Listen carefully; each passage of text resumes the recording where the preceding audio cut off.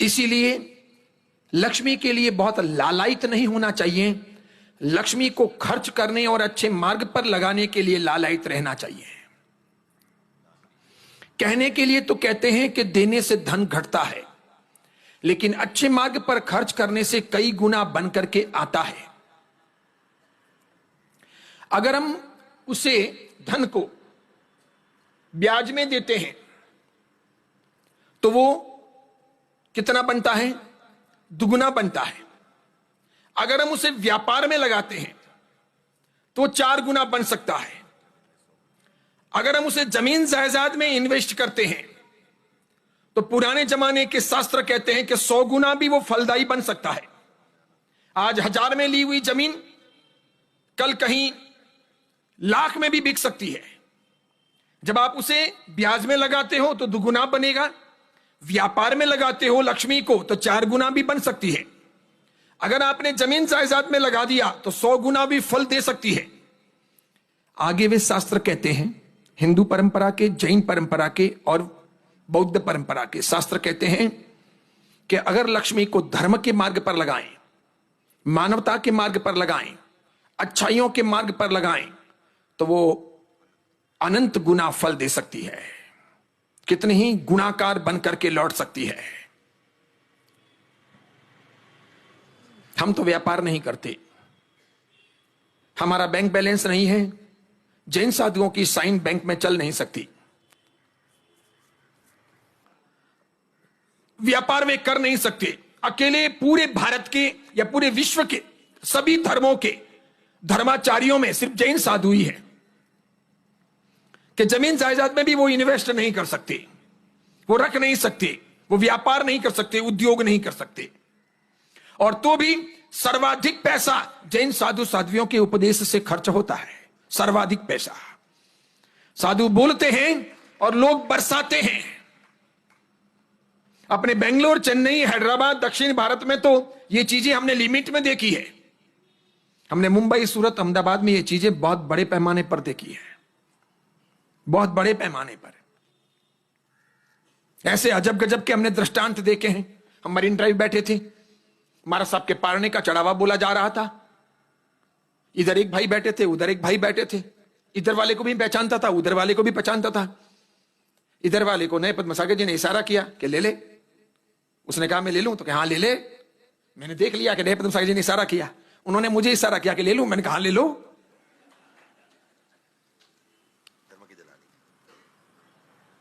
जब हम दोनों छोटे थे 1990 में, तब उनके संग में मरीन ड्राइव में हमने चौमासा किया था। वो नरेश भाई थे, कांतिलाल लल्लू भाई जवेरी एंड कंपनी, बहुत बड़े हीरे के व्यापारी नरेश भाई। इतने बड़े आदमी कि उस जमाने में 1990 में उनके पास में कम से कम होगा कोई 200, 300, 2000, 3000, 4000 करोड़ उस जमाने में। तो भी सादगी पूर्वक रोज टाइम टू टाइम विनय पूर्वक व्याख्यान सुनने आने का, पूजा करने आने की, मुझे वंदन करने के बाद में ये तो लगभग 2 महीने के दीक्षित, 2 महीने इनको दीक्षा लिए हुए थे, इनको भी वंदन करने का, फिर मुझे साता पूछने की, इनके पास में बैठने का, फिर सब बातें करने की, पूछने का साता है, कोई तकलीफ नहीं है, मन लगता है ना, बराबर पढ़ाई कर रहे हो, कुछ भी खप हो तो कहना, कुछ आवश्यकता हो तो कहना। और फिर मुझे कहते महाराज साहब बालमुनि जी को मेरे घर लेकर के आओ, मेरे घर पगलिए करवाओ, मेरे घर वॉरने पधारो। तब मैं वॉरने जाता, ये तो बहुत छोटे थे, नई दीक्षा हुई थी।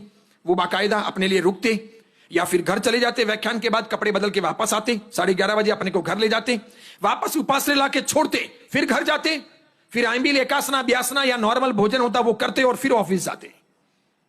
चढ़ावा शुरू हुआ तो कि 1 करोड़ 8 लाख, तो कि 2 8, 3 8, 4 8, 5 8, 6 8, 9 8, तो कि 11 11, तो कि 15, तो कि 17।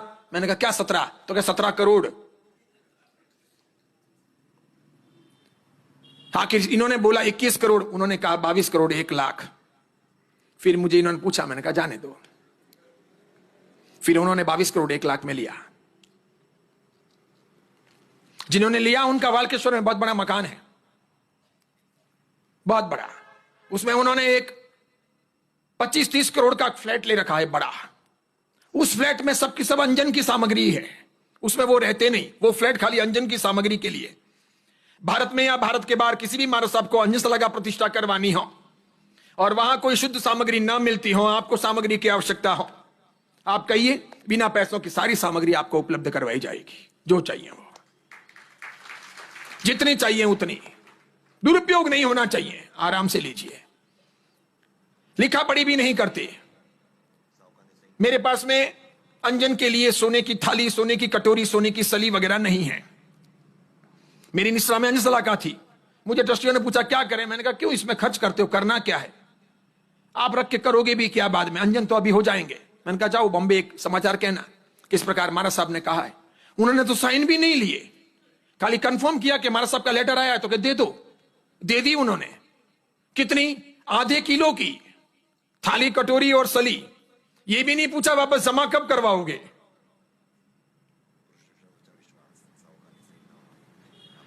फिर अंजन की किट भेजी, कहा भगवान को और देवी देवताओं को अंजन करने के लिए ओरिजिनल सुरमा है, देवी देवताओं का अलग, तीर्थंकर परमात्माओं का अलग।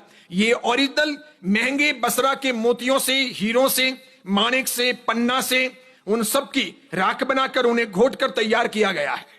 इसमें एक भी चीज डुप्लीकेट नहीं है। अंजन की सामग्री तो चेन्नई, अहमदाबाद, बेंगलोर, हैदराबाद, कलकत्ता, दिल्ली, सब जगह मिलती है, अपने बेंगलोर में भी मिलती है। लेकिन 99% डुप्लीकेट या फिर एकदम सामान्य लास्ट कैटेगरी का जो मटेरियल हो उसकी बनी हो सकती है। वो तो फर्स्ट कैटेगरी के मटेरियल की, यानी कि एक 15-20 भगवान के अंजन करने के लिए भी सामान लाया हो तो हो सकता है 2-3 लाख रुपए का हो खाली अंजनी। इतना महंगा एक मोती भी लो बसरे का और उसका चूरा बनाया हो, बसरे का इतना मोती भी हो सकता है 1-2 लाख का है। फिर ओरिजिनल पन्ना, हाई लेवल का हीरा, डुप्लीकेट नहीं, आर्टिफिशियल नहीं, अमेरिकन डायमंड नहीं, ओरिजिनल डायमंड। लक्ष्मी खादोकरों के या नहीं, ये सब नेताओं और हीरो हीरोइनों के या नहीं, पुण्यशालियों के घर आई है और टिकी है, और एक पीढ़ी नहीं 7-7 पीढ़ी तक टिकी है। इसीलिए लक्ष्मी पति बनने का, लक्ष्मी दास नहीं बनने का, लक्ष्मी का दुरुपयोग नहीं करने का, ठोकर नहीं मारने की, थूक नहीं लगाने का, अपमान नहीं करने का। वो दैविक माता भी है और वो धन है, वो मूल्यवान है, वो कीमती है, वो चाहिएगा, उसके बिना जीवन की गति होगी नहीं। जीवन के हर प्रक्रिया के लिए धन की, लक्ष्मी की, संपत्ति की, वैभव की, संपदा की आवश्यकता रहेगी, लेकिन उससे चिपकना नहीं है, उसके लिए मरना नहीं है, उसको लेकर के पाप का आविर्भाव करना नहीं है। पैसे आने के बाद अगर पाप आता है, पैसे आने के बाद अगर विचार बिगड़ते हैं, पैसे आने के बाद भावनाएं बदलती हैं, पैसे आने के बाद रिश्ते अगर टूट जाते हैं, पैसे आने के बाद मनमुटाव अगर होते हैं, पैसे आने के बाद विश्वासघात अगर करते हैं, पैसे आने के बाद हमारी अगर जीभ फिसलने लग जाती है, हम कुछ ना कुछ बोलते हैं, गलत खाते हैं, गलत पहनते हैं, तो इसका मतलब वो लक्ष्मी आपके लिए कल्याणकारी नहीं बनी, श्रापकारी बनी। आई तो थी वो देवी तुल्य पवित्र, लेकिन आपने उसका दुरुपयोग किया। इसलिए कोई भी आदमी हो, चाहे वो डॉन हो, चाहे वो नेता हो, अगर गलत मार्ग से लक्ष्मी को लाया है तो गलत मार्ग में उसकी परिणति होगी, और अच्छे मार्ग से अगर लक्ष्मी आती है तो अंत तो गत्वा वो जीवन को, विचारों को, परिवार को, समाज को, सबको सुख शांति देती है और अच्छे मार्ग पर जाती है।